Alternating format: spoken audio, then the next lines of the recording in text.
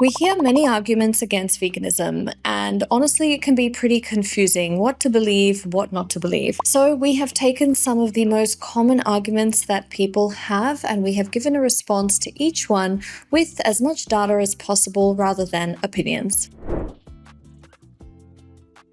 We often hear that plants feel pain, but the science is clear. Plants do not have a central nervous system, they don't have a brain, they don't have nociceptors, and they don't have pain pathways. In order to feel pain, they require neurons, which they don't have. Even if someone did believe that plants suffer, then eating animals is worse, because to produce 1 kilo of meat requires on average 8 to 25 kilos of plants, which that animal would consume. This means that a vegan diet kills approximately 20 times fewer plants than a meat and dairy heavy diet.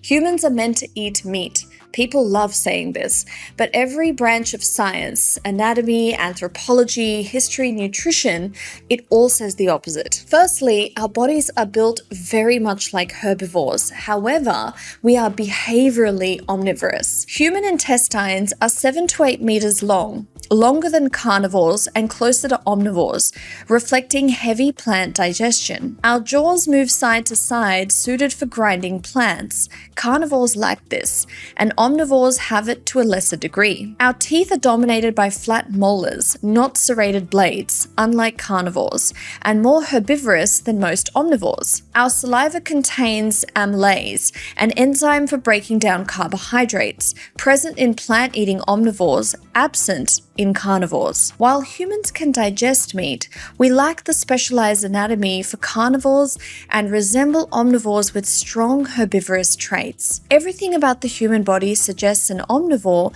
that is more herbivorous than carnivorous. And the canine argument.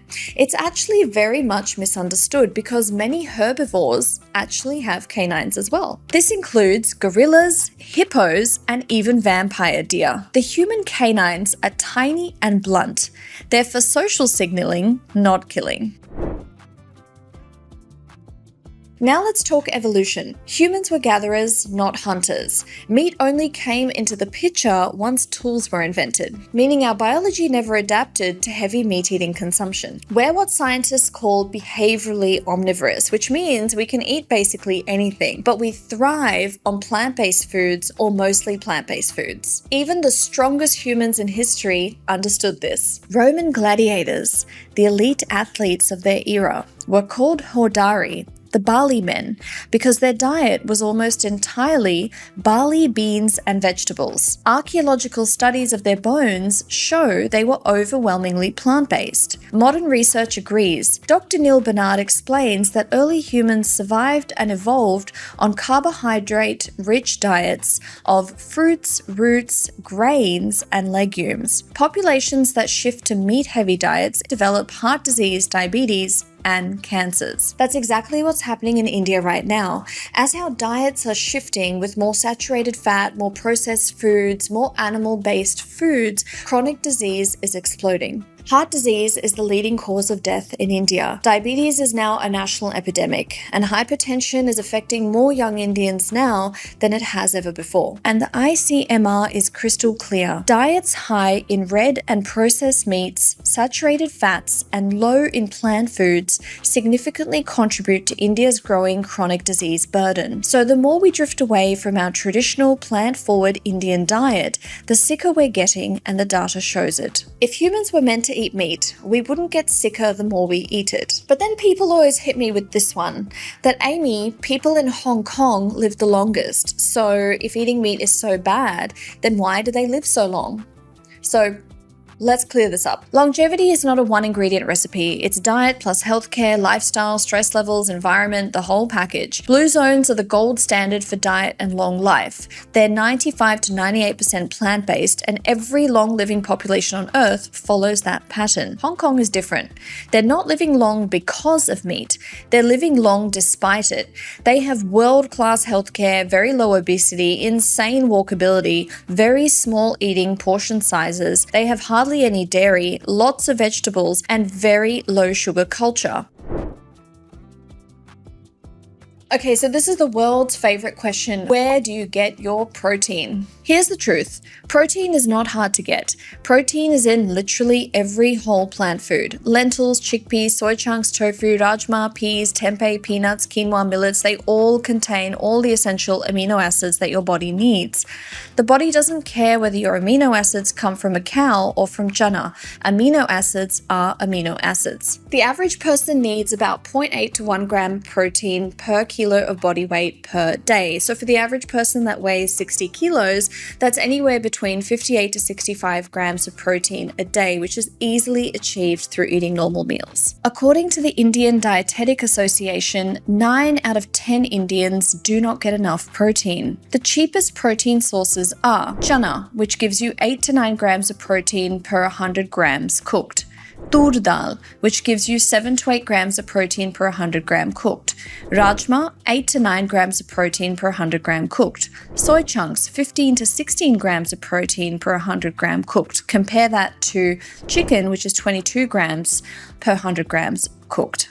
Peanuts gives you 13 grams of protein per 100 grams boiled, or 25 to 26 grams if roasted. But what about bioavailability? Now, when we talk about bioavailability, we should look at the whole food, not just protein in isolation. This includes saturated fat, cholesterol, fiber, and not to mention the environmental and ethical concerns.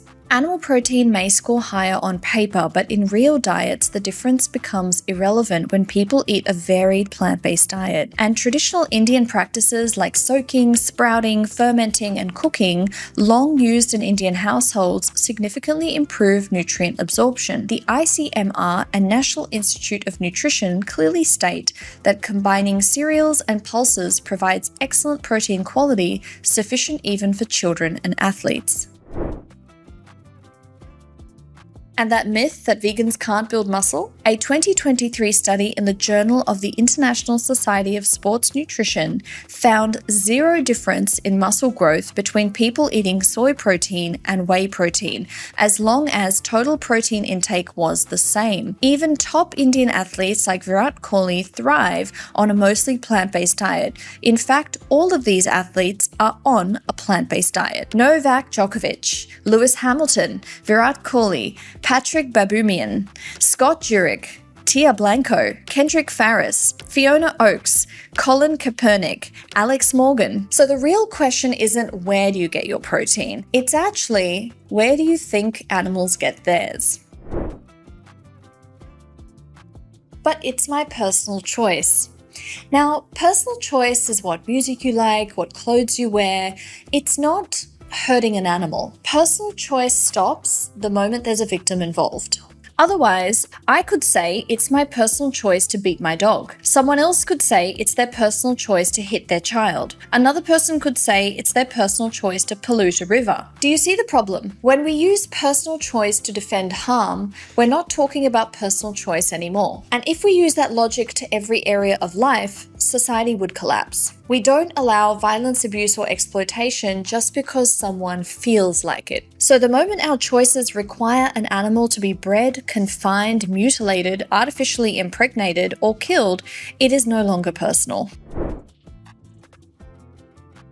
But lions eat meat, the classic argument we all hear. But let's just slow down for a second. Number one, you're not a lion. Lions don't pay rent, cook on a stove, take an Ola, wear clothes, or sit on Facebook and Instagram. Lions eat meat because they have to. It's in their instinct. They're obligate carnivores. If they don't eat meat, they will die. Humans, we have the ability for moral and rational thought. This is what separates us from other animals. We have the ability to choose to harm or not harm an animal. And here's the funny part. People only want to copy lions when it's convenient. Lions also rape their women and kill their young. Does that mean then that we should do those things because lions do it? Obviously not. Lions kill to survive and humans kill for taste. And if we really want to look at nature, let's look at the strongest animals. Gorillas, elephants, rhinos, buffaloes, and horses. They're all plant eaters. But nobody wants to compare themselves to them because it doesn't fit the narrative. So the question shouldn't be, what does a lion do? The question should be, what should a morally conscious human do?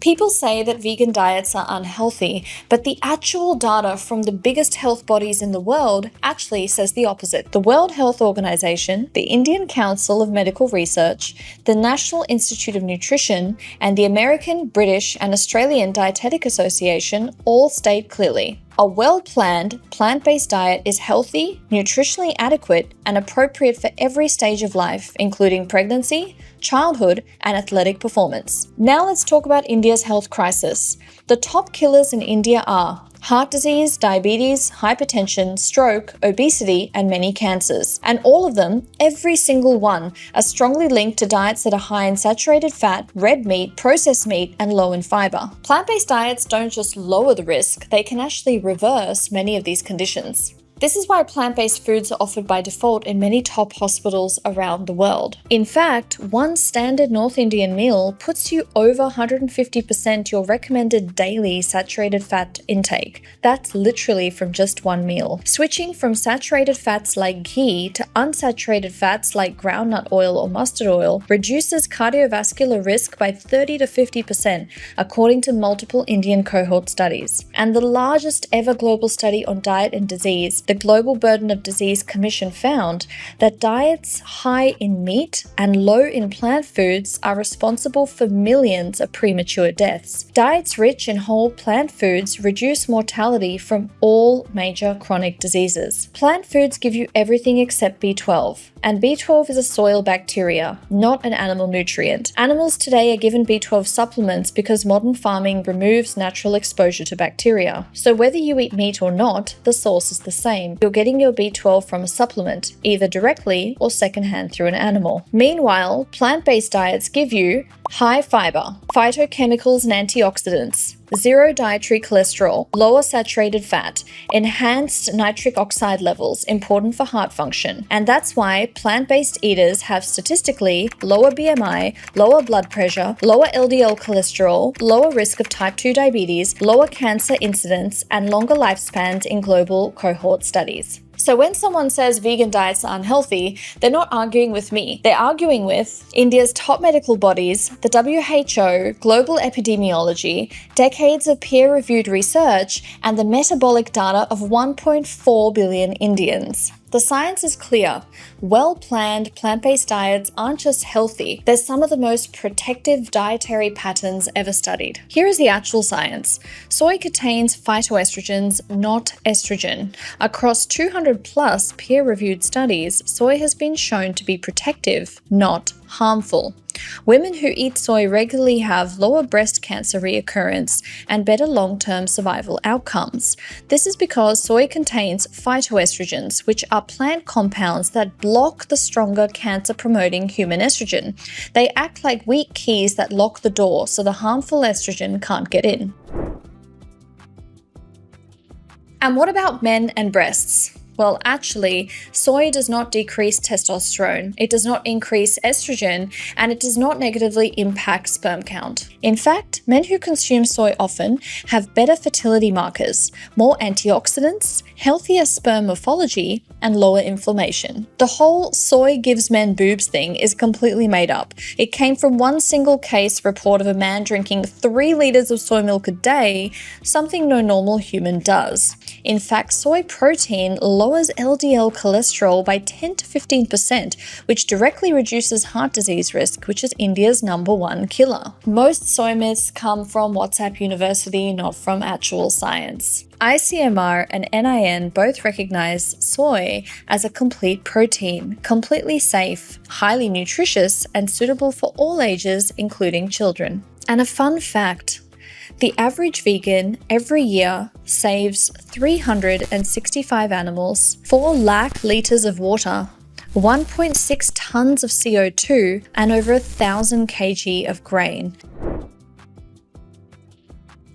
People say milk is necessary for calcium, but the reality is actually opposite. India drinks more milk than anyone on earth, yet we have rising osteoporosis. We have low calcium absorption and massive vitamin D deficiency. Now, if we look globally, the countries that drink the most milk, the US, the UK, Scandinavia, Australia, also have the highest osteoporosis rates. So clearly, dairy does not equal stronger bones. And this is not new information. The China study, which was one of the largest nutrition studies ever conducted, found that populations consuming the most dairy and animal protein actually had higher rates of bone loss and fractures, while regions eating mostly plant-based diets had stronger bones and lower chronic disease overall. More dairy did not protect bones, more plants did. India's best calcium-rich foods are plant-based: ragi, sesame, soy and tofu, rajma and chickpeas, and green leafy vegetables. These foods come with fiber, magnesium, and vitamins needed for bone health. And the real irony is that most Indians can't digest dairy anyway. That's because dairy was never designed for humans to consume. A mother produces milk to give her child, and because we are not baby cows, the milk was never designed for us to begin with. So no, milk is not necessary for calcium, it is just a habit. So people often say that eggs are natural, eggs are vegetarian, but let's just take a look at the reality. A wild jungle fowl, i.e. chicken, the original ancestor of today's chicken, would lay 10 to 15 eggs a year. That's it. The modern commercial hen lays 250 to 300 eggs a year. That's not because it's natural, but because humans have selectively bred them to keep ovulating almost every day. That's the equivalent to forcing a human woman to have her period 25 times more than her biology intended. There is nothing natural about that. Now, we could argue that, okay, chickens have been bred to do this, so we may as well just have the eggs. What's the harm? Sure, you can have the eggs, but in doing so, you're then also supporting the industry. And unfortunately, hens are kept in cages so small that they can't move. Male chicks who cannot lay eggs are considered waste products of the egg industry. They are killed on day one by being ground up alive, by being suffocated, or being dumped. This is literally millions of baby chicks who are brutally killed every single year in India alone. When they are young, their beaks are cut off without any pain relief to stop them from pecking each other due to stress. Birds are genetically bred to grow so fast that their bones can't support their bodies, leading them to deformities, fractures, organ failure, and chronic pain. They live in constant ammonia from their waste, causing respiratory disease and blindness. And when these poor hens who have had a terrible life can no longer produce eggs, they are also slaughtered. None of this resembles nature or vegetarianism. Often people say that dairy is vegetarian, but honestly, dairy is just the beef industry. Here is the life cycle of a standard cow or buffalo in the dairy industry in India. The cow or buffalo gets artificially inseminated. Her calf is taken away. The cow produces 6 to 10 times more milk than natural because she is injected with oxytocin. She ends up developing mastitis or lameness. This cycle continues until she can no longer produce milk. When her yield drops, she is then also sent to slaughter. Every glass of milk, unfortunately, contributes towards a cow or buffalo being slaughtered. People say that if we stop eating animals, that they will overpopulate, but unfortunately, that's not how supply and demand works. The animals we eat don't reproduce naturally in the wild. They're artificially bred by humans. Dairy cows are impregnated manually by people. Broiler chickens are bred to grow 4 times faster. Goats and fish are bred based on demand, not nature. Their population only increases because we produce them like inventory. If breeding stops, the population drops automatically within 1 generation. And nature regulates wild animals through predators, food availability, and seasons. Overpopulation happens only when humans interfere, like feeding stray dogs or removing predators. So no, animals won't overrun India. They only exist in huge numbers because we keep manufacturing them. So the next time someone throws an anti-vegan argument at you, please remember it's not science, it's not logic, it's just habit. If you would like me to respond to any other comments, please mention in the comments below and I will try my best to answer them.